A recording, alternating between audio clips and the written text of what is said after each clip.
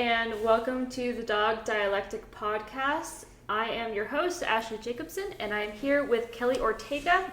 And today we are going to be talking about puppy raising best practices. So we're going to talk about everything you need to know about getting started with a young puppy.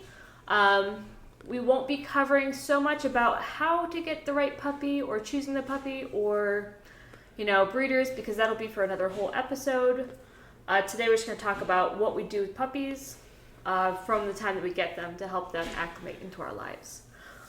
Before I get into that, some updates. As always, we have openings for training.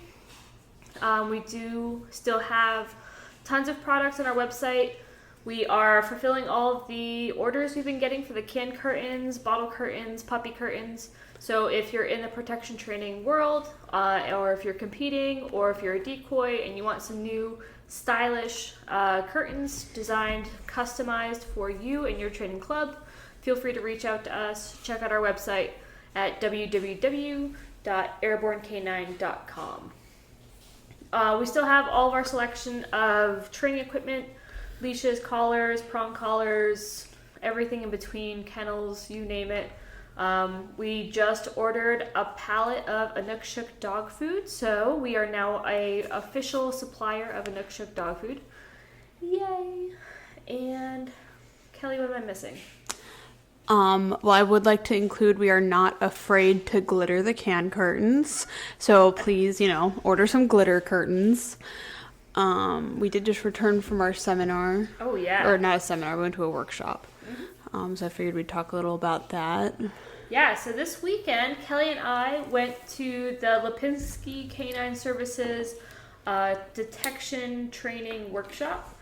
It was an awesome experience. Ben Lipinski is an absolute wealth of knowledge, and it was great to be surrounded by other people and other trainers working on similar troubleshooting that we were working on, and there were people of all different levels. I know they're getting ready to trials. They're in a little bit of trial prep for American Schutzhund, which if you haven't heard about American Schutzhund yet, or if you haven't researched it, there is a component, so it's very similar to kind of IGP, but instead of the tracking component, they have a scent detection component. And so I know a lot of their members, or a lot of people that were there, were getting ready for that coming up as well. So that's what they were getting ready for. We were just kind of there for fun learning experience. It's always great to kind of get in the same room as, brilliant dog trainers and sharing information and knowledge. So, yeah. What did you think of it, Kelly? It was fun, and we also made s'mores. So I was happy. It's now going to be called the company retreat. It was a bonding practice. Oh, man. So you only think of it as a company retreat because just the first time you actually came with me to a seminar. No, it's because I'm forcing you to be a fun person. No. I'm making your life better. Everybody knows I am not a fun person. I'm sorry, what did you buy yesterday? A fire pit so we can make more s'mores and hot dogs? That is not why I bought it. It is. It's because you had so much fun with me that you were like, I want to live like this forever. So, no. That was not the reason for that. But regardless, it was a wonderful company retreat. So, we went camping. We brought the dogs. We had s'mores. We had a fire. It was great. Anyways, let's go ahead and just dive right into our topic today. So like I said, our topic today is going to be puppy raising best practices. This is going to be for anyone who just got a young puppy, whether it's your first puppy or you've had puppies before. These are just going to be tips and tricks to help you get what you want out of your puppy. This isn't necessarily going to be geared towards pet ownership. This isn't going to be geared towards working dogs. We're going to kind of talk in generalities, saying, hey, if you do this, you're going to see this in the adult dog. If you do this, you're going to see that in the adult dog. And how different raising practices can produce different qualities in the adult dog that you're going to get. There's still going to be a lot of helpful information for pet puppies too, though. Yeah. So I don't think it's if you're not in the sport world, you should still listen to it. Yeah, I mean, it's for everybody, right? Yeah. I think there's a lot that you can do, and this is what people don't quite realize, especially when you're looking maybe we talked about this last week, looking on social media for dog training information, there is no like one right way to do anything. There's no one right answer. There's no, there's no dichotomy of dog training. It's very much a gray scale, a spectrum of dog training. And so when we're getting a young dog, we're getting a new puppy, and we're thinking about how we want to raise this puppy, it's not, every puppy has to do A, B, C, and D. It's if you do these things with this puppy, it's going to create these qualities as they're an adult. Yeah. So we're going to talk about all the different things you can do to kind of shape your young dog into the adult dog you want to see. Like if you got, let's say you went out and got a high drive breed, like a working breed, and you kind of want them to be a little bit more calmer, what are some things we can do for that? If we got a dog who's not generally high drive, but we want them to be more high drive, how do you go about doing that? And those are the types of things we're going to talk about today. So I think it's going to be a really good fit for almost everybody, whether you're a dog trainer, pet owner, first-time pet owner, inexperienced. If you have experience, we're going to kind of talk about all of it. So that being said, all right, Kelly, you just got your brand new puppy. Hypothetically, she didn't actually get a new puppy. What should you start doing with your dog from day one? Day one, my thoughts are crate training, like putting the leash on, and just kind of doing some general, like maybe some marker conditioning. What do you mean as by far as crate like training? Making a positive association with that crate. Okay, how do you do that? Well, I would probably try to like condition markers first. Chances are day one with a puppy that like I'm thinking is like the puppy's probably going to be a little wiped when you first get it, so it might not be that difficult. But for like a little hellion or something, I might like dually condition like my clicker with putting a treat in the kennel. Yeah. So dog gets a treat in the kennel, or well, I click, dog gets a treat in the kennel. Click, treat in the kennel. And then over time, we're kind of classically conditioning that the kennel is an okay place to be and not scream. But with working dogs, that might take a while. Even with non-working dogs, honestly. I think I just talked to a client the other day who just got, I'm so excited about this, she just got a 8-week-old rough collie. And so I'm super excited because that is by far my absolute favorite breed. And so I'm super excited for her to come in. But we're talking on the phone a little bit about, how's the dog doing in the kennel? And she's like, oh, well, we've had her for about 48 hours, and whenever she goes in the kennel, she just screams, right? Yeah. It happens. There's a lot of times, clients say that my dog is crazy or wild in the kennel, so I don't put him in there, and that's the wrong answer. We definitely want the dog spending good amount of time in the kennel right from the very beginning. Yeah. So I know we talked a little bit about, like, in our dog training fundamentals, we talked about like marker conditioning. We'll talk about that more in another episode, but like Kelly was saying, we just want the dog to have some way to understand that they're doing the right stuff, and that's really all marker conditioning is, in its absolute simplest form. And so in the first day or so, we want our brand new puppy getting very used to the idea of taking food from our hands, essentially, right? So we can use that food to help the dog throughout everything they're going to be doing throughout the whole day. So we're going to use that food to help guide the puppy through everything they're going to be experiencing, from putting on the leash, from going into the kennel, from moving through the day, so moving from going into the kennel to moving to go outside, to whatever we're doing, we're going to use that food to give our dog the motivation to do what it is we want them to do, right? So I think that's a really good place to start for the first day. One, just making a super positive association with everything new that the puppy is going to be experiencing, and making it all come from you as the owner and as the handler. Yeah. Did I miss anything for day one? You could probably start like introducing some of that, like if the dog's barking the crate, we're not letting you out. When you're quiet, we let you out. So that like negative punishment stuff, taking away the option of coming out of the kennel if they're acting stupid. But of course, like day one, you want to keep pretty simple. Yeah, absolutely. So From the very beginning, we're just creating that really positive association with us and all the things that we want our dogs to do. We want our dogs to know that when we're asking them to do something, it's a very rewarding experience for them, and that way that's going to start to translate once we start getting into obedience later on. So in the first,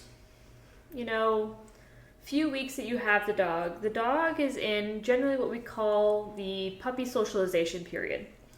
What the puppy socialization period is a very critical time in the puppy's life where they're generally making their impression of the world.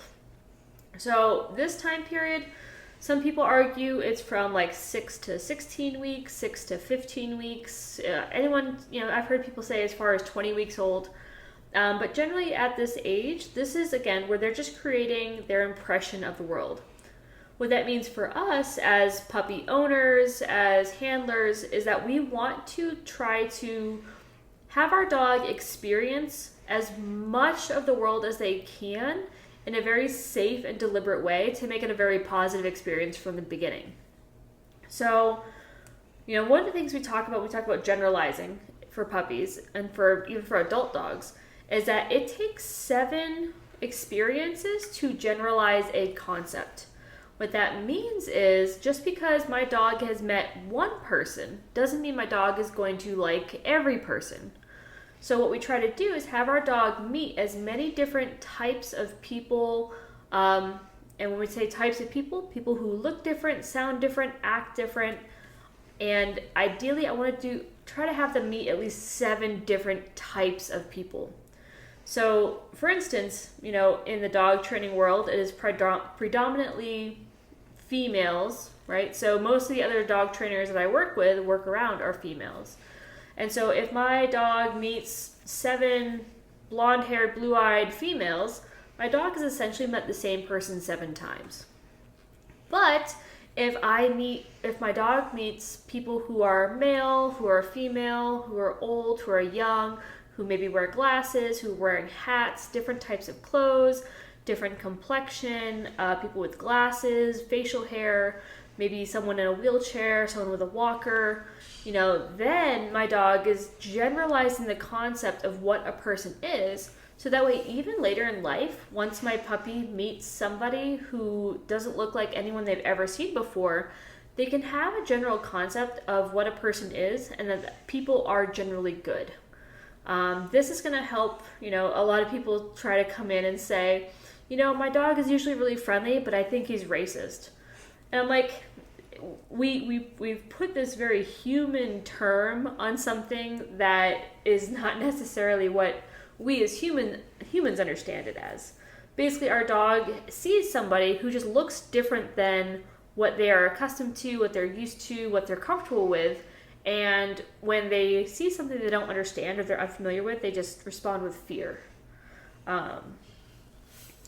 So as our puppy is going through this socialization period, there are different categories of things that we want to kind of socialize our dog with. And when we say socialize, just creating good experience with these things. So I just talked about people. Kelly, what are some of the other things we need to think about? Definitely like areas. So like a gas station looks very different than like a park. Of course, being careful like with vaccines and stuff like that with the puppy. We're not going to put the puppy in any danger. We're not going to go to the pet store with it until we've got honestly, I probably wouldn't take my dog to the pet store, but just making sure like we're going appropriate places for what vaccines we've had. And of course, introducing those environments like slowly and in low stimulation. I'm not going to take my puppy to Lowe's for the first time when it's like crazy busy and he's never been in a store. Like that's crazy. Yeah, absolutely. But maybe working in the parking lot when no one's there and everyone's at work, or like the park when it's empty or something like that. Having puppies walk on different surfaces. Like concrete feels a lot different than fabric. Maybe like a surface that might move a little bit. Like I know our dog walk kind of moves a little bit, and my dog very much does not like it, but she's working on it. Yeah. I would not put a puppy on the dog walk. No, I'm not. I don't mean put the puppy on the dog walk. I mean like maybe like a raised bed that like the dog's gonna step on and the bed's gonna move a little bit. Yeah. Or maybe like some paper balls or something that's gonna crunch and crinkle and just very different like stimulation that's gonna be overwhelming if they don't encounter it. Yeah, absolutely. So Kelly brought up places. Now, again, I want, it's important to kind of remember, like, hey, Hobby Lobby and Michaels and Joann Fabrics are all pet friendly, but if you go into each of those different stores, honestly, they kind of look the same. Yeah. Right? So we're trying to expose our dogs to, 7 different places that look and feel and sound different. So, I might go to a park. I might go to like a gas station was a good one. I might go to, a hobby store. Maybe I go to a, construction store like Lowe's or Home Depot. Best Buys are pet friendly. What are some other pet friendly places? Tractor Supply. Yeah. You definitely, like taking these trips in the car is also super important. Don't skip out on the fact that the dog is in the car. Because every dog I see is having car issues. Yeah, we have so many dogs come in who are, oh, my dog is terrified of the car, or every time my dog gets in the car, he throws up. Yeah. And yeah. I'm very close to being like, it's going to be an additional $10 for the car wash I'm going to have after this. Thanks. Yeah. Not really. I love training puppies. Oh God, we're talking about places. Places, yeah. Making sure like if your house is all carpet, the dog's experiencing like slick floors in a home, carpet if they don't have it. Well, that's another category like too altogether. Yeah. And surfaces. We're going to talk about what's called the game of sevens. This is something that I learned about in school, and I found it really helpful because, like we said, in general, it takes 7 experiences to generalize a concept. Yeah. Right? And if you can apply the same idea of that rule of sevens to the categories themselves, we're going to look at 7 different categories. So if we hit 7 experiences in each category, in 7 different categories, our dog will generally be generalized to almost everything. Yeah. If you think about it. So the first category we talked about was people. The second one was places. And now we're talking about floor types, right? Yeah. So what would be like different types of floors that they're going to experience in their lives? Grass, pavement, like indoor, like tiley, slippery floor stuff, Tile, carpet, hardwood, carpet, concrete, bare dirt, sand, gravel. Right? I'm losing count, but there's a lot of surfaces. Yeah. Don't forget, something that really kind of freaks out dogs sometimes are things that are like, there's nothing underneath it, like a deck or grating. So some dogs are terrified of decking because they can see through the decking. Yeah. Right? Or even stairs. Different types of stairs. So there's sometimes stairs you can kind of see through. There's cement stairs. There's when I was stationed out in Arizona, the building I worked in had metal grates for their stairs. Oh. Yeah, it was weird. I didn't think of it, and I brought my dog with me into the office one time, and my dog was just terrified. Yeah. Because you can like see straight through it. Weird. Yeah. But yeah, so different types of floor. So the other thing that, we the reason why we're doing this is we're trying to prevent problematic behaviors in the adult dog. So we try to think about what are some of the problems that we see. You just talked about, dogs who struggle in the car. Yeah. But one of the biggest issues that people have with their dogs is dog reactivity. Yeah. And so at this early stage, we do want to socialize our dog during this socialization period with dogs, but we don't want them to go and just like play with other dogs. No. Don't go to the dog park and just throw them in there and say have a blast, because one, super dangerous, super unhygienic. Your dog could be exposed to injury, illness, bacteria, parasites, fleas, worms, parvo, everything. So we don't recommend that. If you can get into a dog training program, that's usually one of the best and safest ways to get your dog around other dogs safely. Yeah. If you come here and train with us, we have 8 dogs here. Each one's very different. Yeah. Sorry, I was counting. I was making sure you included my dog. Yeah, you got 8 dogs. Okay, yeah. Don't forget Gracie. I would never forget Gracie. So we got big dogs, we got little dogs, we got floppy-eared dogs, we have dogs with long hair, dogs with short hair, dogs who are loud, dogs who are fast, dogs who are slow, dogs who are smart. Dogs who are mentally well. Dogs who are maybe And Dante. mentally well, yeah. And Dante. And, we can have, a situation where your dog can experience and see all these other dogs and realize that nothing bad's going to happen. Nothing really good is going to happen either. We really just want our dogs to be neutral about other dogs. Yeah. And I do want to scooch in here and kind of double back to that dog park, because I hear a lot of people that are like, oh, go work around the dog park. Please don't go work around the dog park, because there are so many better options. And I have seen people put on leashes and just don't trust it. Just don't even take the risk. Just don't even get in the parking lot. Just get away. Yeah. I do recommend it to some people when they are kind of at that advanced level. Yeah. But if you're struggling to manage your dog and someone else's dog is loose at the same time, you're going to have a bad day.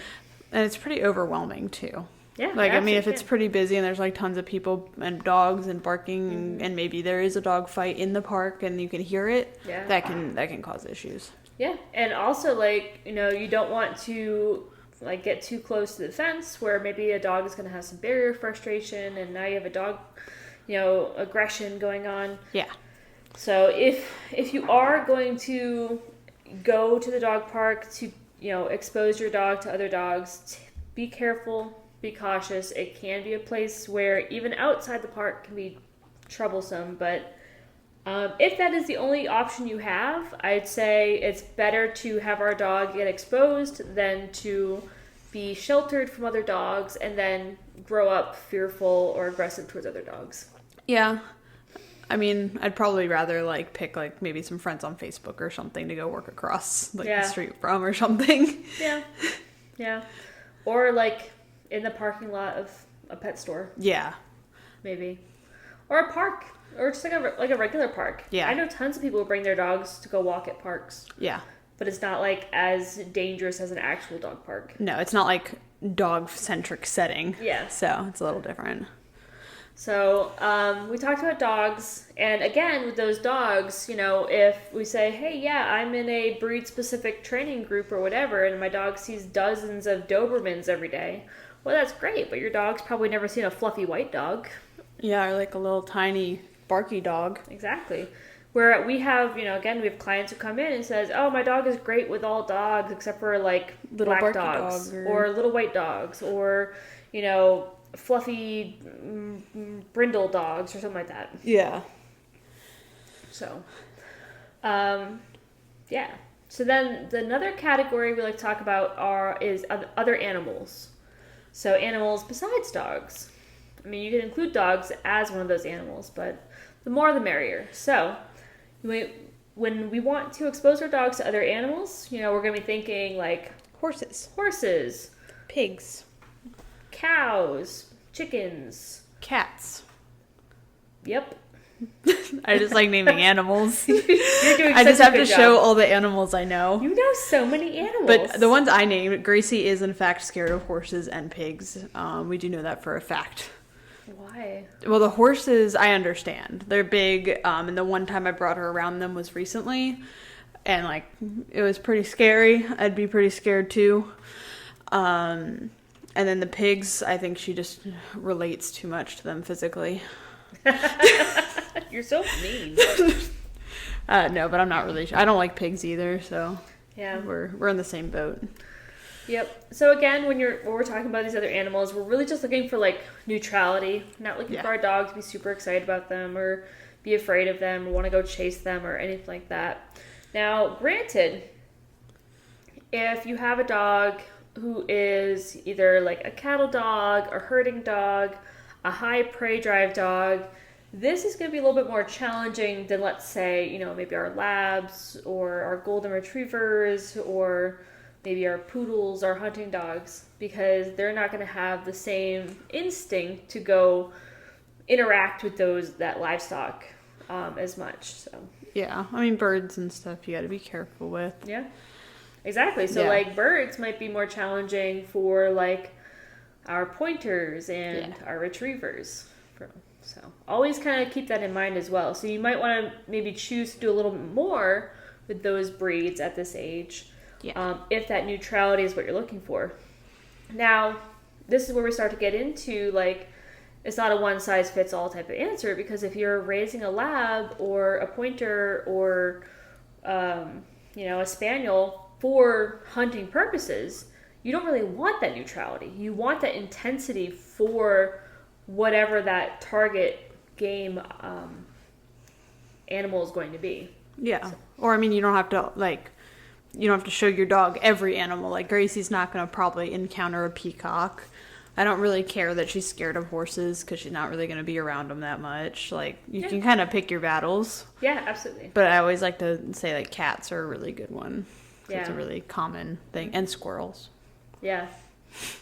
And, I mean, honestly, like, it's often just what you have available, too. Because not everyone has access to farm animals. And especially if you live in the city, like, where are you going to come across these things? So... Yeah.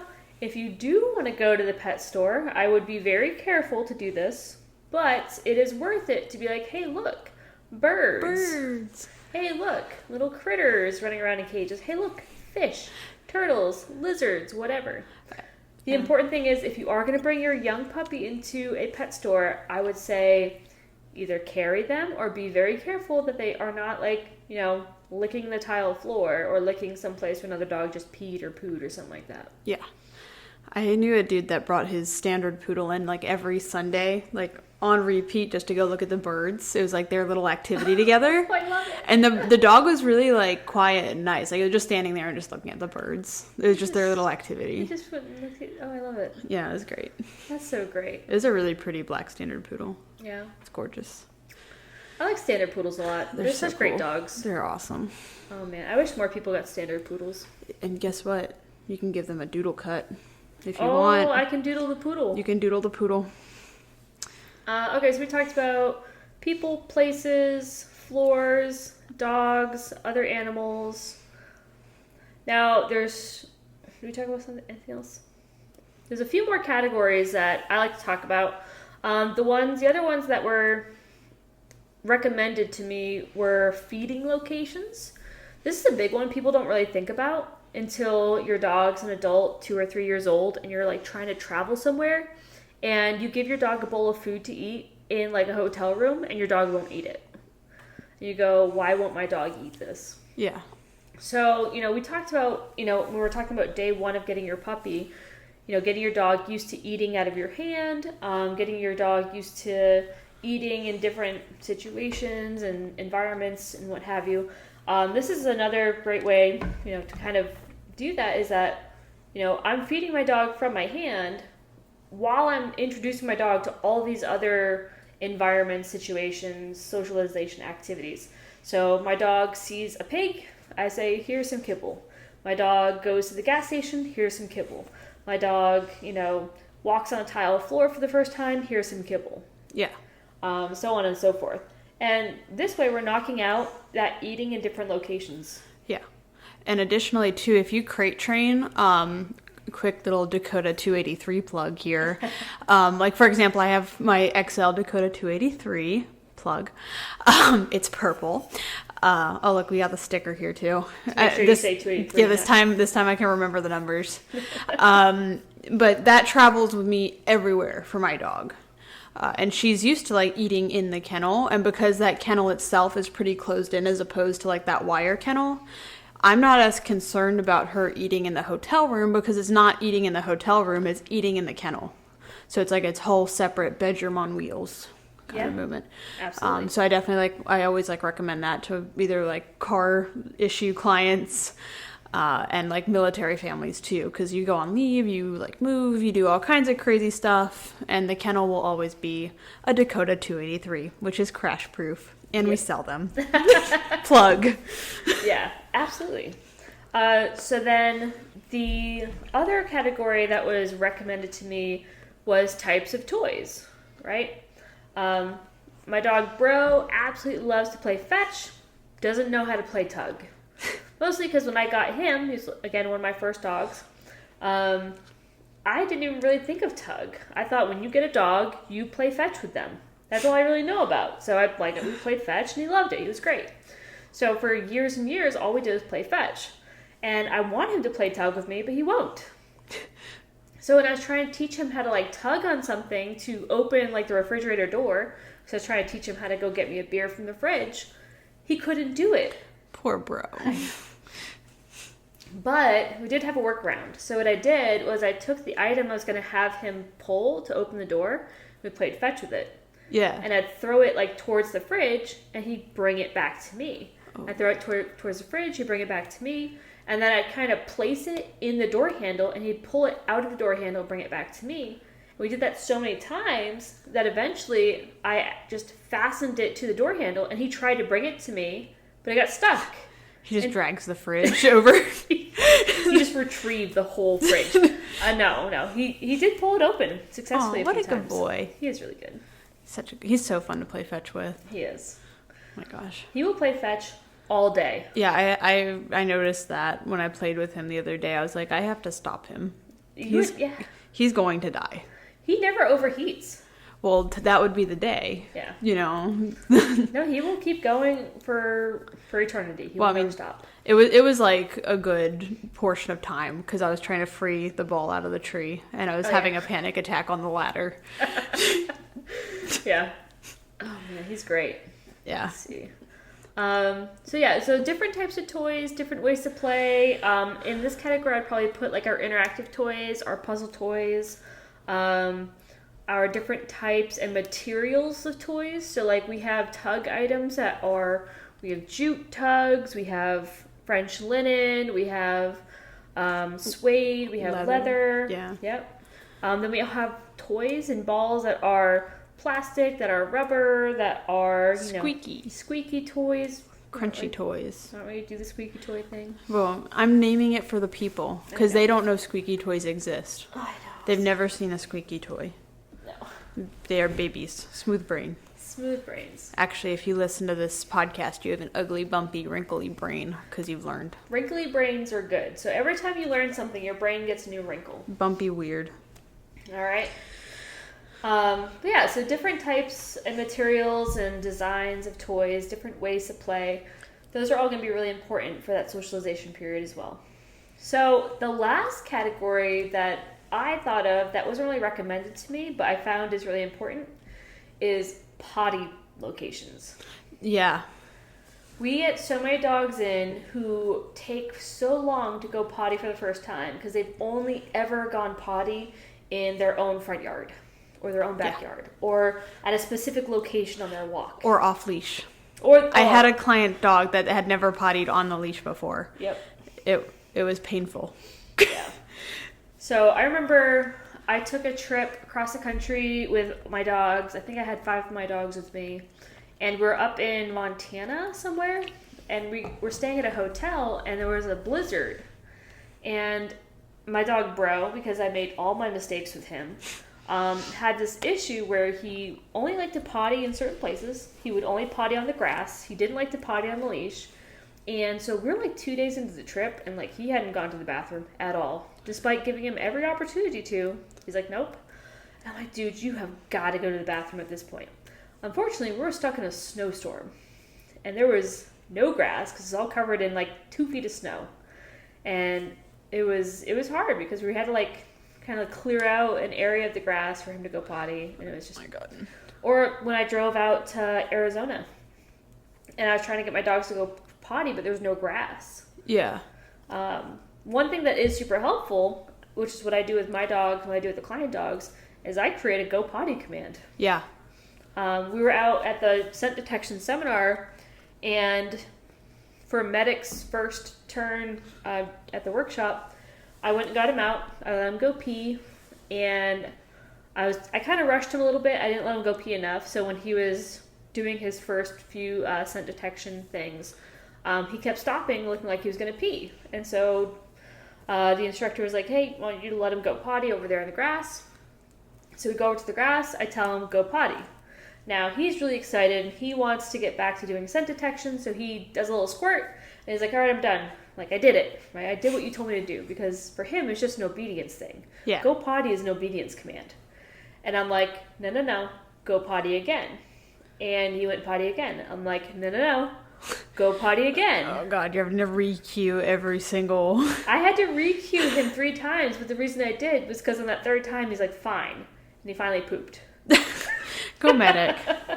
But see, that's what it takes. Yeah. But that's the benefit of having it on command, is because, like, I don't even have to have grass. I could just point at, a chair and tell him to go potty, and he's going to pee on it. Oh, cool. Let's Right. test it. Let's not. So, but it makes it super easy to kind of generalize that concept, because if you've ever gone to a airport that has a dog potty area, Yeah. it doesn't have real grass, it has turf. Yeah. So, if your dog says, this isn't grass, I don't pee here, you're going to have a little bit of trouble. Yeah. So, Would you also create are you done listing categories? yeah, that's it. Okay. What would you put like moving objects under? Like falling boxes, moving balls, maybe like leaves, twigs that snap. I know Sure. Gracie had a big conflict last night. A piece of kibble was under. I have a large plant in my room, and a piece of kibble was under it in a way that she had to move the leaf with her like back to get to the kibble. And I was like, you got to work through it, girl. But she was very concerned about that leaf. I guess that could fall under socialization, sure. Yeah. But I might put it under, like, handling and grooming Yeah. or husbandry. So we're going to talk about that next. Yeah. Because if the dog, we can develop dogs who are going to be very touch sensitive, and we can use that to hopefully have them be more comfortable with things touching them. Well, like, even just not touching them, because I'm thinking of, like, PSA routines where, like, stuff is being thrown, not even particularly at the dog. Stuff's just moving. Crazy stuff happens. I guess that kind of just happens as the dog exists. I would say that falls more under, like, impulse control Yeah. when we get into, like, training, like, obedience training. Yeah. But, like, Tinky is super not okay with, like, things touching him. Like, he's okay with, like, getting hit with sticks, and I know What? that sounds bad. In a sports setting. Yeah. So there are sports where, the dog, while they're doing bite work, they might get kind of hit on the ribs with, like, a stick or a clatter stick, and that he's totally fine with. But, like, things that are dangly... Would you stop playing that?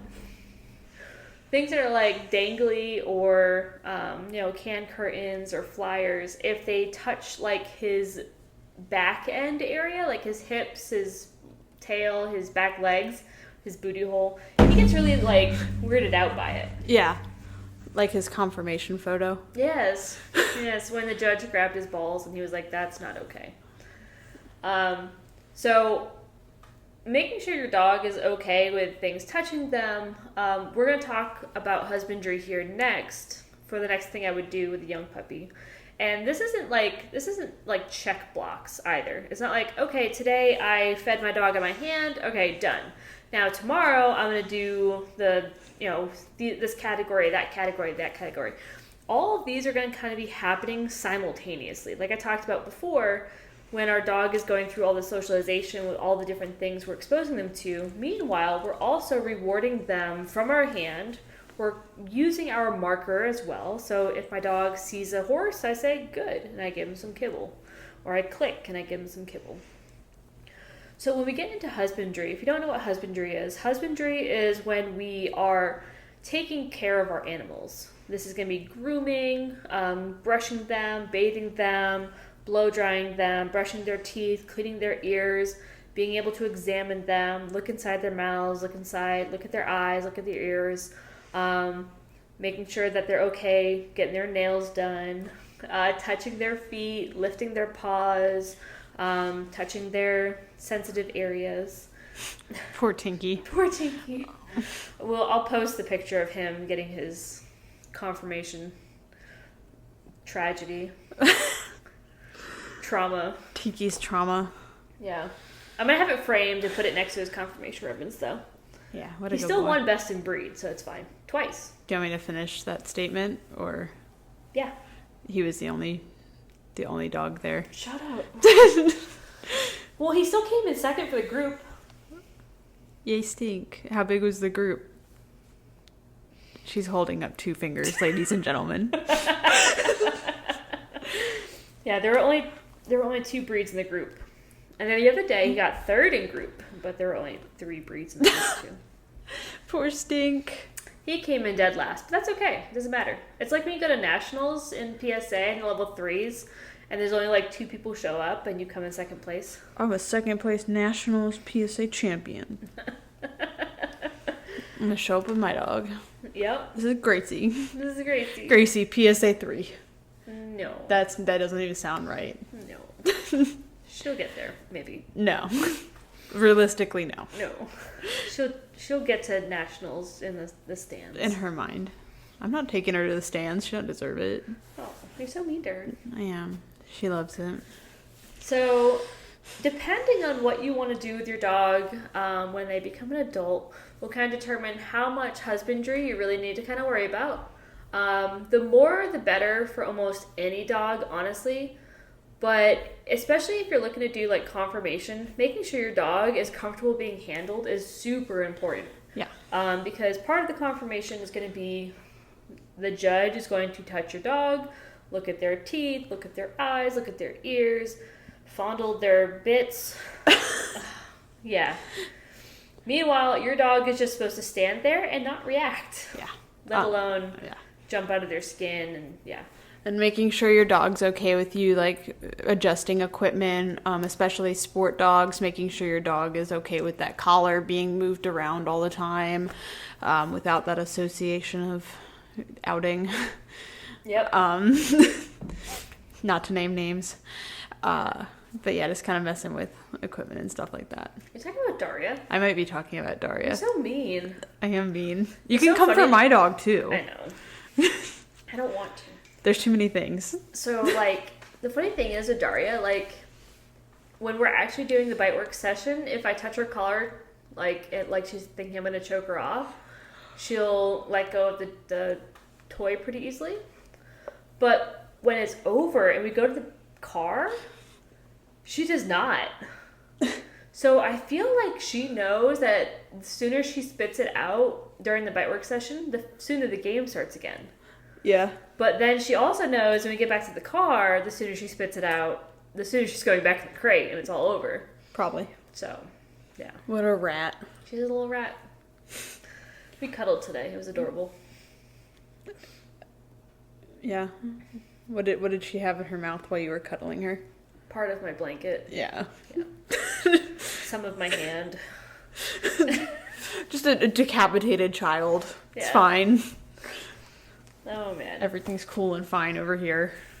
Yep. So for husbandry, depending on what you want out of your dog, like for Daria, I made sure that she was really comfortable wearing cute little sweaters. Everyone's necessity with a protection dog. Yeah. Sweaters. So, yeah, I actually did make her do that. Her Christmas photo is proof that she can wear not only sweaters, but a cute little dress. Well, how too. about you were preparing in case she had an injury and had to wear like a body like sleeve thing to protect that injury? I was thinking about doing a TikTok video of like us petting Tinky, and because it doesn't matter how happy, relaxed, friendly your dog is. Like sometimes they get something on their nose and they like lick their nose, and we joke and we go, "Oh no, lip lick, he's stressed." Oh yeah, all the time. Right? Or he's looking at you out of the corner of his eye. We go, "Oh my God, will I?" Right? And I was gonna do a little TikTok of that, and then as soon as like he licks his lips at all, like, "Oh my God, lip lick! Quick, get the Thunder shirt, get the CBD, get the pills, get everything." Just start like going nuts and like doing everything to try to like chill him out. Isn't CBD and THC like toxic to dogs? I don't know. I thought I saw something on that They recently. make so many CBD treats for dogs, but I don't know. gosh. Like, I've never given them to my dogs because I'm not drugging my dogs. I'm sorry. Yeah, it's a little bit wacky. Yeah. If your dog is that bad off that they actually need medication, CBD is not going to do shoot for you. Did not cuss. I'm doing fantastic. Well, this is an explicit podcast, so cussing is okay. Oh, cool. It's not going to do shit for you. But yeah, you know. But yeah, so like what I did, and the thing is, like, I multitasked so much with Medic when he was coming up. Everything I did had so many future purposes. For Medic, I wanted to do a little bit of confirmation with him, so I did teach him to allow me to examine his teeth. So I could like hold his teeth, with one hand under his bottom jaw, one hand over his top jaw, and I could pull up his lips and look at his teeth, right? The beauty of that is that it also translated to a good hold command, because honestly, I could tell him hold, and he would stay still with his mouth closed, because what they're examining when they do confirmation is the bite of when the teeth are actually coming together. Yeah. So they don't necessarily need to see the teeth open, they need to see them closed. So I say hold, it means stay still with your mouth closed. And then, what else did I do? Well, you can also, brush their teeth too. You teach them that idea of examining their teeth, and then you just add in the brushing portion of that. Cleaning their ears, bathing, so with the water, with the shampooing, conditioner, which I always use. You have to condition your dogs. I only sometimes condition my dog. Your dog is just walking around with My dead dog split ends. is a water dog, like half water dog, so she gets greasy.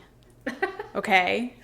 And if I want to minimize the amount of baths I have to give her, because she is also part German Shepherd, so she has like the shitty German Shepherd like undercoat, and also I think some of that chow is coming through too. My dog's a mess. So her tail is like terribly dry and terrible, and then the rest of her is greasy. It's not terrible. I think it's just like crimpy.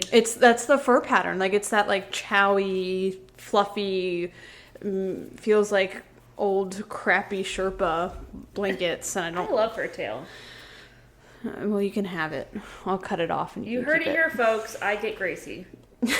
I'm taking Dante. All right, deal. He's mine. I'll just staple him on. Yeah. He'll just walk around like a keychain. So, again, in this whole process, when we're first like desensitizing our dogs to this, oh god, I'm trying to turn off my. We're sparkling. I know. Oh no. When we are trying to, sorry, I'm struggling here. I'm about to start doing an ad break.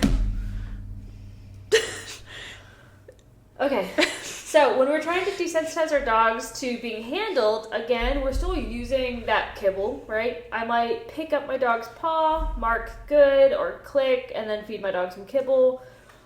Maybe I touch my dog's mouth, click, give him some kibble, touch my dog's ears, click, give him some kibble. And we're going to do it very gradually. We're not just going to go straight into, I'm going to dremel all of your nails today. Right? Yeah. So, there is a method to it, and it doesn't have to happen overnight, and this doesn't have to really happen in that 6 to 16 week window. This is something you should be doing at least for the first several months that you have your dog. You don't have to do it all day, every day, but maybe a little bit each day, right? Yeah. And again, depending on what you want to do with your dog, if you're just looking for like a well-mannered pet, just having your dog comfortable being handled, being groomed, being held is really important. But, if you're looking to do something like hunting dogs, this is a good time to start creating a little bit of that hold behavior, which you're going to need for retrieves.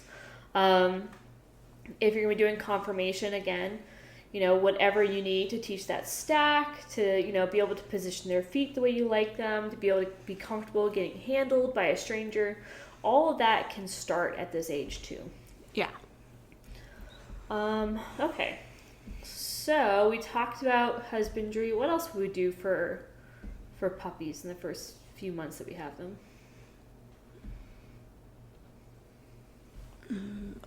Oh my gosh. I'm like panicking because the silence is so loud. Training. I know training.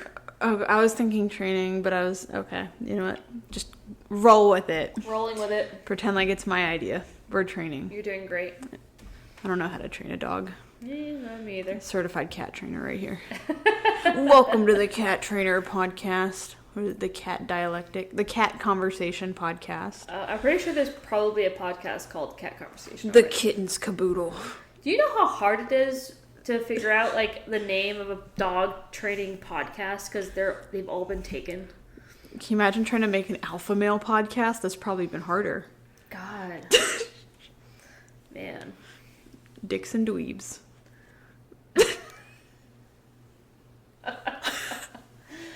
Oh, okay. Let's get back on track. Let's get back on track. This is where things start to fall apart. It's late. It's I'm tired. 8:30. We're both tired. I'm entering my Zoomies era of the evening. Medic had zoomies earlier. Oh, what a good boy. Because he was outside while I was putting up my my no trespassing signs, and he was like being so weird. Like he was being a little cat. Like you know how like cats wake up at like 3:00 in the morning and just run havoc around the house. Yeah. Like he was doing that in the yard. He's a lot of cat behaviors. Yeah. Every time last night when he was like trying to counter at Bike Club, he looked like a little Halloween cat. Yeah. Oh man, yeah, he's so funny. I love it. Okay, so even when we first get the puppy, 8 weeks old, we can already start teaching behaviors that we want to see in the adult version of that dog. So for all of my client dogs, I want to see the 5 basic obedience commands: heel, sit, down, place, and recall. And you can start reinforcing these behaviors at a very young age. So right from the first day that we get the dog, I'm going to start to capture and reinforce anytime my dog does anything, like walks on my left-hand side, or sits, or lays down, or gets up onto a place bed, or walks into their kennel, or sits in front of the door. It doesn't mean I have to make my dog do these things. I don't have to spend dedicated sessions teaching my dog how to do each of these different behaviors. But it doesn't hurt, at least at the very beginning, to just give my dog a couple pieces of kibble every time they do something that I like. If you want to spend some time kind of doing some no pressure, kind of free shaping type of training, which if you don't know what free shaping is, it's basically just allowing your dog to kind of do whatever they're going to do and then capturing the moments when the dog does the things you like. You can also do a little bit of kind of luring or guiding into behaviors that you like, but all of that you can start doing right away. There's no reason why you can't. I know we have a lot of people who ask how early can I start training with my dog? And I'm like, you can start today. You can start from the day that they're born, essentially. Granted, you can't really reward them the day they're born, but you're doing leash corrections on a 1-day-old puppy. No, Cinnamon. Heel, Cinnamon. Cinnamon can't walk yet. Yeah, Cinnamon's just a little hot dog rolling down the street like a fucking Chef Boyardee commercial. Oh man. That's how I'm gonna explain the origins of my next dog. It's Chef Boyardee its way back to me from the supermarket. Please tell me you know what commercial I'm talking about.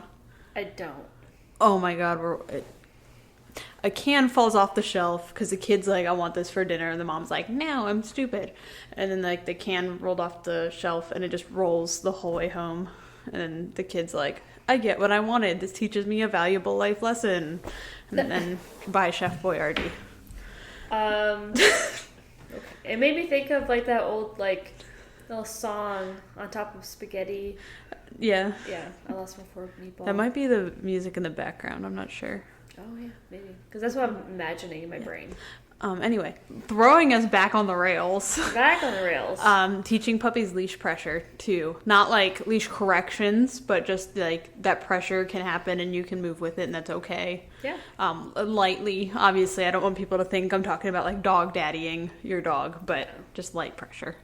So many people with young puppies come in and say that their dog hates the leash. Or as soon as you put the leash on, they put on the brakes or they pull and try to back up out of it, which is totally normal, right? Mm-hmm. Our puppies don't necessarily know instinctively how to walk with us on the leash. Yeah. And they don't even instinctively want to walk ahead of us on the leash because they haven't gotten the reward history with going out for walks. So that's why, we were talking about in the very beginning, whenever we're wanting our dog to do something, go with us somewhere, walk with us, anything like that, we're doing it with food. So like, hey, I'm going to put the leash on, right?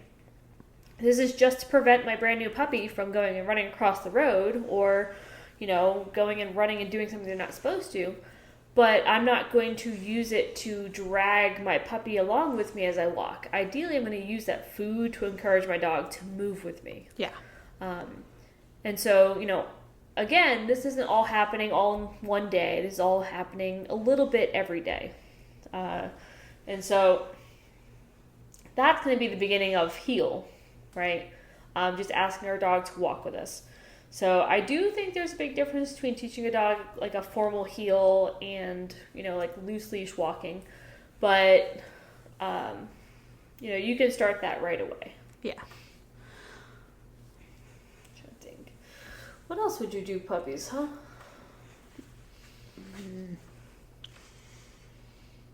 There's so many things, but then at the same time, it's like we've covered also like so much stuff.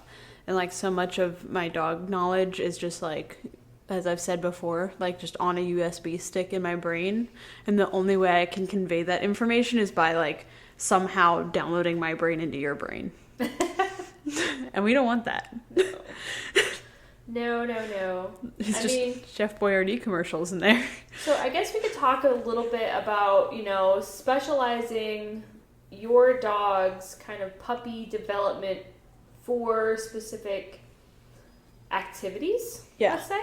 So let's say, let's move a little bit over into our sport dog side of things. So if you went out and got a dog and you're looking to do sport dog stuff, that means like protection sports or, hunting, field trial type sports or, dock diving, fast cat, fly ball, whatever. All of these are going to be activities that are going to require what we call drive, ideally high drive. So you can start to create drive in young puppies, and it's actually really recommended to do that as well. If you want to create drive, we're going to just first make the activities that you're going to be doing super, super rewarding, even at the lowest level. So for instance, if you want your dog to do dock diving, I would start by having your dog get used to going into a little bit of water, maybe 1 to 2 inches of water in a little kiddie pool or something like that. And when they do, maybe have some treats or a toy or something really rewarding for doing that, right? Every time my dog does something I like, reward. That's the easiest part about dog training. If you want your dog to do protection sports, they play with a tug toy. You can make that tug toy super rewarding. You can reward playing with that tug toy with food, whatever. Were you going to say something? I was going to say, with protection sports, even, having that light bit of pressure on the ribs being rewarding during, playtime. Oh, yeah. Having, some loud talking, moving up to shouting, maybe, during meeting playtime. Mm-hmm. All stuff they're going to encounter on a field. Yeah. And you are going to adjust based on the dog that you have, right? When I was working with Medic when he was really young, we had to do things very gradually because he was a little bit more of a sensitive dog. We were introducing things as much as we could, but, we didn't want to push him too far to where it was a negative experiences, right? Yeah. Daria, on the other hand, when she started teething right about, was it 4 months old? I think so. Yeah, I think she started teething right around 4 months old. Well, we didn't have anything else to do, so we just did environmentals, and she was running through can curtains, buckets of balls, cardboard boxes, leaf blowers, the works. She was climbing up into the back of a van, and, nothing fazed her. Have you seen Daria be scared of anything? I don't think I've ever seen her be scared of anything. She doesn't like it when you touch her feet while she's on a bite. Ah. She's okay with you touching her feet any other time, but when she's on the bite, she's like, don't touch my feet. I guess because the mouth isn't available. Yeah. She doesn't let go. She just doesn't like it. Yeah, she like does this weird thing where she flings her feet out to the side to try and avoid you touching her She feet. said stab. She said no. Awesome core strength. Yeah, she's awesome. But yeah, that's really about it. She's just Littlefoot shy. I'd take that over all the other problems she could have. Yeah. She's not scared of anything. I love it. So, well, she didn't like the water for a long time. Yeah, she looks like she'd sink. Well, no, so we talk about like making it a really positive experience, right? So I got Daria started when she was very, very young, right? As early as I possibly could with her, I got her into the water. The problem was the age where she was just old enough to finally get in the water, like at the dock diving pool, right? You have to be so many weeks, have all the vaccinations, whatever. The day that she was old enough, we went. Unfortunately, it was like November. Oh no. And the water was really cold. Like, don't get me wrong, I was in the water. I felt for her. But she's like, oh, this sucks. Yeah. Like, she's a young puppy. She didn't want to be in that cold water. So it took a long time for her to get over that. But now she loves it. What? You didn't just hear that sound? Was it the ice maker? Oh, maybe it was. I'm not used to having such fancy appliances. Oh. Sorry. Anyway. So you want to start to build those drives, and you can do a lot of drive building games. My experience, because as I got into the professional and I guess experienced sports side of training dogs, I went very heavily into the protection world, where we're building certain types of drives. So for Medic, we're building up prey drive. So there's a lot of different ways we can do that, but I started doing that from a very young age. If he goes into the level 1 in PSA, which he is now, he's going to have to do obedience in his muzzle. If he goes into the 2s, he'll have to do a muzzle fight. And if he goes into the 3s, he'll have to do an unsuited muzzle fight. We started doing muzzle work when he was 9 weeks old, right? We started doing muzzle work with Daria when she was very young as well. But we created a ton of drive for wanting to do the muzzle work because we just made it super positive from day one. The first thing we did was have him eat out of the muzzle. And then there was a ball, like his favorite ball in the whole world. We call it his muzzle ball because it's the only toy he gets with his muzzle on, and he only gets that toy when he has his muzzle on. And, we made it super fun, and, we can just create the beginnings of those behaviors at a very early stage. It's the hard thing, I think, for most people to understand about teaching complex behaviors to young puppies is that really what we're doing is breaking it down into its smallest pieces, right? I wasn't just strapping the muzzle on at 9 weeks old and saying, go do a muzzle fight, right? At 9 weeks old, I'm just asking him to eat kibble out of the muzzle. Yeah. Right? That's about it. I probably didn't actually strap the muzzle on until he was at least 6 months old. Up until then, I would just occasionally take some sessions to have him put his face in the muzzle, either get the food in the muzzle or then I'd reward him outside the muzzle, whatever. To the point where putting his face in the muzzle was awesome, And for protection, I knew enough that I could show Medic most of the things he was going to see on the training field, on the protection field, with me at home first. And so I think that's really helpful too, because one, it's a comfortable environment, it's a person that he's comfortable with, showing him something new first that now he's familiar with. And then when he sees it out in the training field with a training decoy, or even on the trial field with a trial decoy, it's all very familiar, which is super important. What else would you start to do with a dog who is going to go into protection or other sports? We already talked about kind of adding some elements into playtime that they're going to see on a bite. A lot of environmentals, like you were talking about with Daria. Balls in buckets, water in buckets. Tarps, oh my gosh, tarps. Plastic bags for any dog. Mm-hmm. I see so many dogs get scared by plastic bags. Water bottles. stuff going over top of them. So like even if you have like maybe like a random stick, like let's say you have a clatter stick, we're not touching the dog with it, just getting the dog used to that stick passing over their head. Yeah. Maybe while they're on the toy, depending on how your dog is. Yeah. Stuff passing, dog moving while they're on like playing with the toy. Yeah. Not just stationary. I feel like we could sit here and like rattle things off all day. Yeah, absolutely. So, like, for any of the dogs who are destined to do high drive activities, again, we're just talking about how to kind of build up some drive at a very early age. What if you got a high drive dog, but you're not looking to do high drive activities? Oh, we're talking about drives. I forgot what we were talking about. I'm sorry. My answer sounded stupid. No, it was fine. I thought it was fine. Okay, cool. Okay. I was like, environmentals. Yeah, well, I mean, that's part of it, right? So let's say I got myself a German Shepherd or a Malinois for whatever reason, but I just want them to be a house dog. First off, bad. Don't do that. Spray bottle to your face. But, you can get a working breed and create calm habits at this early age as well. So all we're going to do is we're going to kind of start to establish conditioned calm behaviors. When I say conditioned calm, it means you're going to have times or situations or environments during the day that is going to signal to the dog it's time to be calm.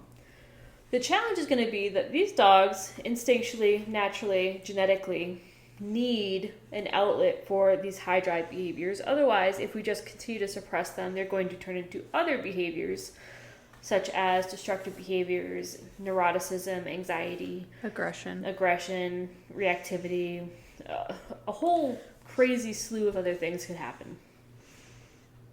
But let's say we go outside, we play fetch, we do a little game, whatever, we play with our dog for a bit, and now it's time to go inside and chill. You can start to condition that at this age as well. I would probably say that the kennel is probably the best way to do that. Does it work for every dog? No, I don't think it'll ever work for Dario. Medic, believe it or not, he does chill very nicely. If we hang out on the couch, he'll just go lay down and relax, or he'll go lay on his place bed and chill out. But if we're outside, he's like, oh my God, what are we doing? Oh, we're crazy, right? It's playtime. Outside means we're going to do something fun. Inside generally means kind of chill. Yeah. And you can do the same with equipment as well. So like if I put Gracie's harness on her, she's like, it's crazy mode. I'm barking, I'm moving, I'm doing the stuff. Yep. But if I'm only putting like her training collar on her prong, she's like, okay, we're about to go work. Yep. Yeah, Medic's harness, same way. Yeah. Love it. Yeah. So, yeah. That's basically about it, I think, for puppies, man. There's never it for puppies, but this definitely isn't like helping my little puppy cravings I've been having lately. Oh, she's got some puppy fever. I do have some puppy fever. I need someone to book a board and train with their like unpotty trained puppy to help me right now. That does Save always me. make us not ever want puppies again. Yes, give me a shitstorm. Yes. Cool. I guess, if... I'm trying to look at my list of things we're going to talk about in the future. Also, we forgot to mention making sure your dog is comfortable going to the vet. I know for puppies, like they have a whole bunch of rounds of puppy shots that they have to get, so they end up going to the vet at least every 3 weeks or so for the first couple months that you have them. But making that just a really positive experience. I know for some dogs, they can have traumatic experiences. Medic, when he was very young, he ended up breaking his kneecap and brought him in to get x-rays, and I don't know what they did, but I think that, it was traumatic for him because when they brought him back into the room, the only thing they said to me was, man, he's really strong. I'm like, oh no. What the hell did you do to my dog where he had to demonstrate how strong he was against you? Yeah. My 12-week-old puppy. Oh, yeah, not great. Yeah, which tells me he was fighting for his life. He was using every ounce of strength for survival, which makes him very, very nervous about going to the vet now. Yeah. So, making sure that your dog has really good experiences at the vet. If your dog is one of those breeds that needs to be groomed regularly by a professional, Your doodles, your schnauzers, anyone who needs a haircut, making sure they're comfortable going to the groomers regularly, make it really positive experiences. I do have a good tip for that one. Yeah. Because of course, like when you get those type of like hair coats where you're having to trim them, I think there's like a period where you can't trim them because like the puppy coat or something. I might be wrong. Never owned a dog like that. But taking in like a cheap electric toothbrush from like the Dollar Tree, and starting to like kind of not the bristle. I mean, I guess it doesn't matter bristle side or not bristle side, but like getting them used to that vibration on their coats. Yeah. Honestly, I don't mind that to do on every dog. For the Dremel too. Yeah, for the Dremel too, but on any dog in case like something happens and they have to shave your dog, it's a little less stress that your dog is having to go through. Yeah. They're still going to be stressed if they're getting shaved, but at the vet at Maybe. least. I mean, if there's a reason for the dog to get shaved, there's probably like not something great going on. Yeah. And then also one thing too for the sports dogs and soccer mom dogs as well, being around crowds as a puppy, loud crowds. Yep. At my old house that I used to train dogs at, one of my like what I considered my like graduation activities for my board and trains is I live near a soccer field. So our graduation activities included like working around the games, and it was super creepy because it was young kids and I'm just like a creep walking around with my dog. But just getting them used to being around shouting crowds. Nice. Yeah, that's a good one too. That's scary. It is scary. Yeah. If you don't live near a busy road, making sure your dog is used to like walking past cars moving, because if you're never really around cars very much and it's the first time your dog sees a car and you're not ready for it and your dog's like, oh, car, I want to go chase it, Yeah.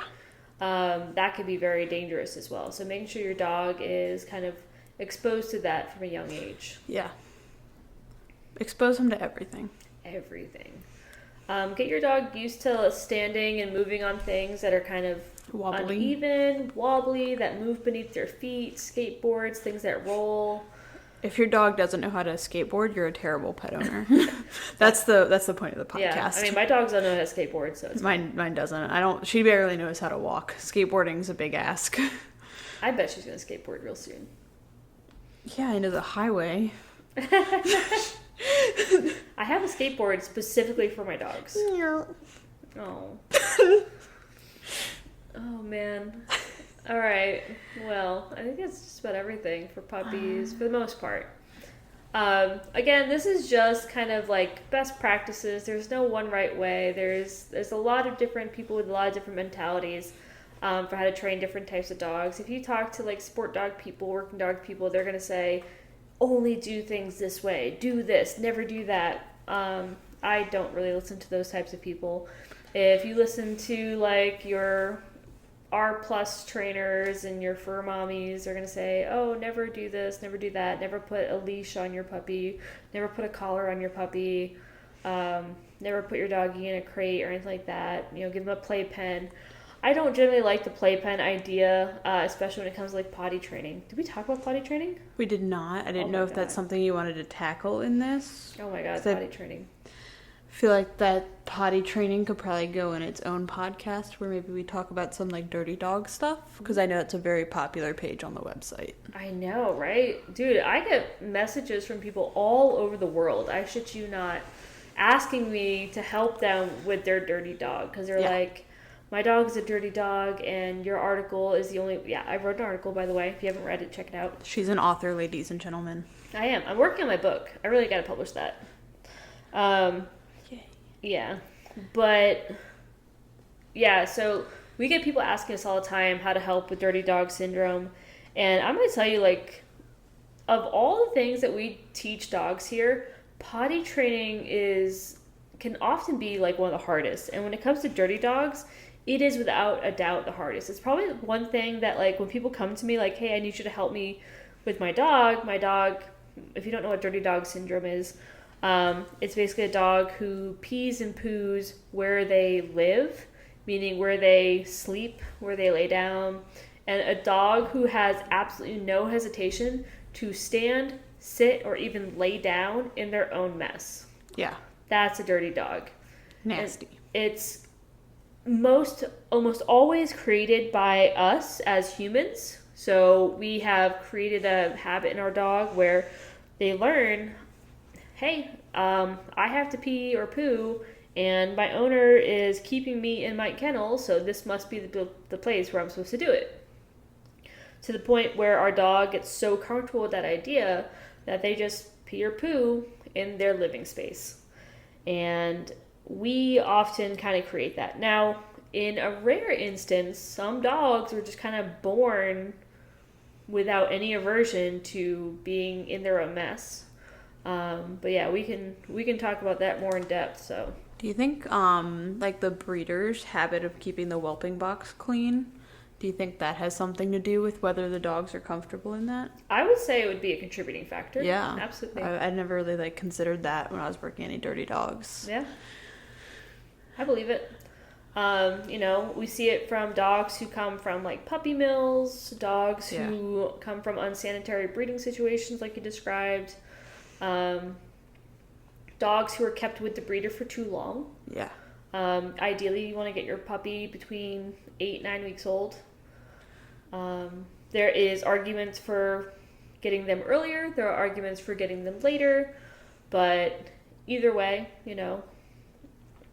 we'll talk about that more when we get into our breeders segment. I do want to have our guest on for our breeders segment. If we can't work out a time, it'll just be us talking about breeders. But hey, that's fine. The breeders episode has been the next podcast for the past 3 or 4 podcasts. I know. Well, the breeder I want to bring on, she just had a litter. All the litter just went to their adopted families, and I just want her to rest before I ask her to do more stuff. Yeah. Because the breeding is not easy.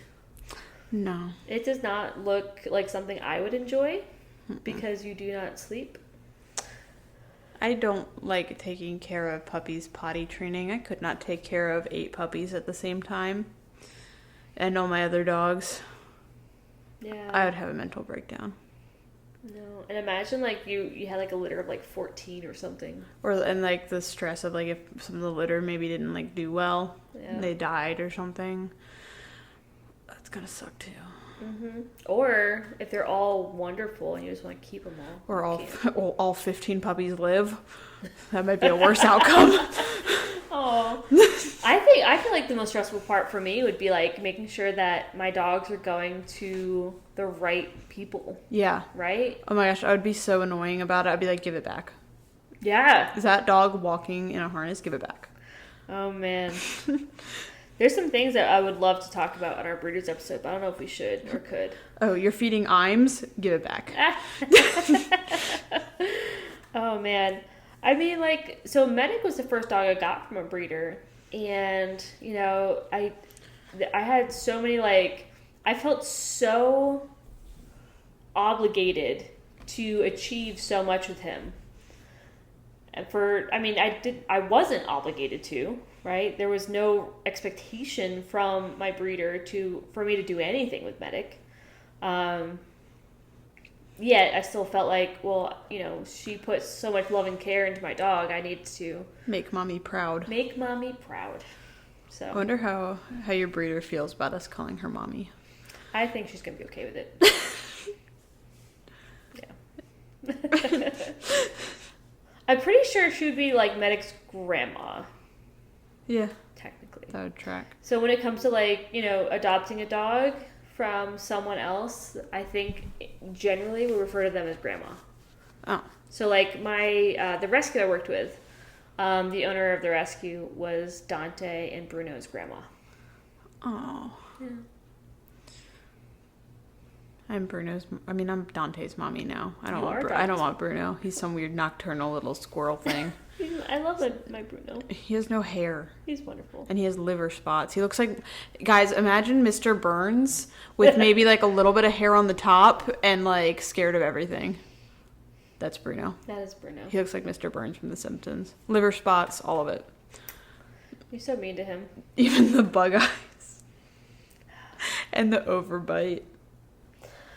Anyways, okay, well, that wraps it up for tonight, now that we've thoroughly made fun of Bruno. So, check us out. Make sure you guys are following us. Subscribe to the podcast so you can get all the updates for our future episodes. Make sure you follow us on Instagram, TikTok, Facebook. I think that's it. the things. Rate the podcast. If you're watching it on YouTube, turn the notifications on. Hit the like, smash that like button. Obliterate that subscribe button. Make a mess in the comments. Yeah, definitely. The more you interact, the better. I've learned so much about how like algorithms work, and like it's all about just getting people to press the buttons and do the things. I don't care if you write a comment and just smash the keyboard. That's fine. It's a huge win for us. Oh my god, if you write fun comments, I will read comments next week. Oh my god, yes. I don't care if they're like bad. I'm like, if you listen to this podcast and you are on our anything, Facebook, Instagram, TikTok, whatever, and you write a comment referencing the podcast, we will talk about it next week. Just don't make me sad. You can make Kelly sad. Like, don't make fun of my voice or something, or I will get off of here. Make fun of her voice. No. I make fun of her voice, so it's fine. She tells me I'm too quiet, but I feel like I'm very loud. Well, you're loud. I had to go out and buy a whole goddamn new microphone set up just for her. It's pink. It is pink. So, just for her. I'm styling. Styling And smiling. We can sound right. Correct. Sure. But yeah, so make sure you're following us on social media. Check out our website, www.airbornek9.com. Our podcast is available on Spotify and YouTube. everywhere you listen to Not everywhere. podcasts. Almost everywhere. Is it on Apple Podcasts? I don't know. Huh? Is it on SoundCloud? Well, if they're listening to it, they know where to find it. Maybe they want to listen to it somewhere else, too. I don't know. On our website, we do also have our resources section where we have our articles, our blog posts, our resource guides, potty training guides, puppy raising guides, all sorts of good stuff. Make sure you check those out if you have questions. You can also message us on there. You can email us at contact@airbornek9.com. You can call us, text us, send us pictures of your dogs. I shouldn't have to specify that, but for some reason I feel like I do. Slippery slide into our DMs with dog pictures. Yeah, you can definitely slide into our DMs with some dog pictures. Canines, dogs, bark, bark. Don't make it an innuendo. Don't make it weird. Don't make it weird. Don't forget, we have tons of stuff on our website. If you want to order anything, please do. We are trying to, up our sales a little bit. We would love to be able to pay our bills each month. Please buy this so I can eat tonight.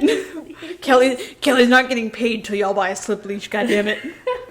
You heard it here. Kelly does not get paid unless each and every one of you, all 4 of our listeners, buys a slip leash. I'm 6 months away from my car payment. But for real, all the stuff on our website that we have for sale is stuff that we personally use. We really like. We're all equipment snobs over here. If the slip leash don't feel right, we don't use it. Yep. So, our stuff's good. There's very few things that I sell that I don't personally use. Usually we do like to carry a little bit of the fun stuff, and I don't let my dogs have fun, so I don't really use that. I have been using the hell out of the Treat and Train. Have you put it on the website yet? Because I've been plugging the Treat and Train. Yeah, I'll put the Treat and Train on the website. Oh my God. I've been worshipping the Treat and Train. Okay, yeah, we can sell some Treat and Trains. I'm down. I eat, sleep, drink thinking about the Treat and Train. It is wonderful. I personally like the Dog Trub ball launcher dropper. Well, see, my dog is more food motivated than ball motivated. Yeah. Your dog had her first experience with the ball launcher this weekend. Like it. Yeah, she did not like it. It's okay. Medic loved it. Yeah, well, my dog's not Medic by far. Yeah, almost. They're both black. It's fine. I don't think you can say that. All right. So thank you for listening, and we have a lot of great podcast episode topics coming up the next few weeks. I got a whole long list I'm looking at right now, but if you have any recommendations, so we did this podcast this week because it was a recommendation from a longtime client/listener who wanted to hear puppy best practices or puppy raising. We hear you, we listen to you, and we will, if you want to hear something, you let us know, and we're going to prioritize what you want because that's what matters. So, anything else? Here's a little kiss goodnight from Airborne K9. What if you're listening to it in the morning? Go to sleep. All right. Here's a little kiss be good safe. morning. Enjoy your day with your dog.